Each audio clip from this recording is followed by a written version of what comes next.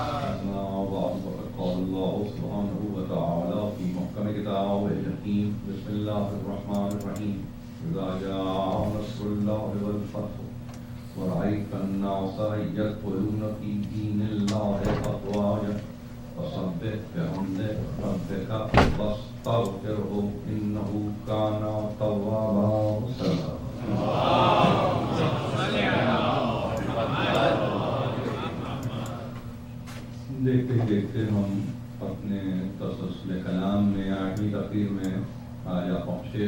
عنوان آپ کے پیش نظر ہے، نگاہ بھی ہے اور ظاہر ہے کہ اس کا بغور مطالعہ بھی جاری ہے.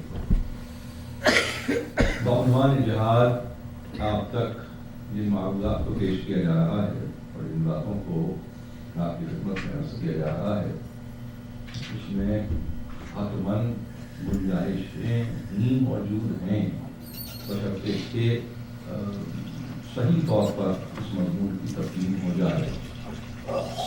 ہمارے لیے ظاہر کہ خاص دن، خاص ایام، معین وقت، میں اس طرح اپنے آپ کو پابند سمجھتا ہوں اور پابند رکھتا ہوں کہ کہیں آپ کی سماعت پر کوئی بات نہ ہو. خاص طور پر اپنے نوجوان سننے والوں کی خدمت میں معلوم میرا یہ ہے کہ میں کسی بھی صورت اپنے آپ کو اس بات کے لیے آمادہ نہیں پاتا ہوں کہ گھنٹے بھر سے زیادہ کی تقریر. میرا حتمی ہدف عمومی طور پر آپ نے دیکھا ہوگا 50 منٹ کی تقریر کرتا ہوں. اس میں ایک امکان ہے جس کو کہ میں اپنے پیش نظر رکھتا ہوں کہ جس حد تک بھی ممکن ہو سکے تسلسل باقی رہے. تسلسل کلام ہی اصل میں آپ کو نتیجے تک پہنچاتا ہے. اگر کلام میں تسلسل نہ ہو تو نتیجہ خیز گفتگو نہیں ہوتی. جہاں تک کہ کہنے والوں نے کہا بامانی گفتگو بھی نہیں ہوتی اگر تسلسل نہ ہو. میں قدیم اسکول آف تھاٹ کا سمجھیے کہ ایک نمائندہ ہوں. اگر اس کو آپ یہ کہتے ہیں کہ آخری نمائندہ تو آخری مان لیں، اور اس میں کوئی اگر تجدید کی کوئی صورت اگر میں کر رہا ہوں تو وہ آپ کے ظاہر ہے کہ اس میں نگاہ کے حوالے ہے یہ پورا تصور. لیکن میرے پاس ایک صورت ہے وہ یہ کہ میں نے اپنے بزرگوں کو جب بھی گفتگو کرتے ہوئے سنا تو میں نے پرمغز گفتگو کرتے ہوئے سنا. نہ صرف پرمغز بلکہ یہ سمجھیے کہ مختصر کلام میں اختصار کو بھی میں نے پایا. اسی لیے شاید میں سمجھتا ہوں کہ جو مجھ سے نزدیک ہیں یا مجھ سے ملتے ہیں وہ جانتے ہیں کہ میں بے محل گفتگو نہیں کرتا, بے موقع گفتگو نہیں کرتا. اس بات سے یوں سمجھیے کہ آگہی نہ ہو اس بات پر میں نہ اپنے کلام کو صرف کرتا ہوں نہ اپنے وقت کو صرف کرتا ہوں.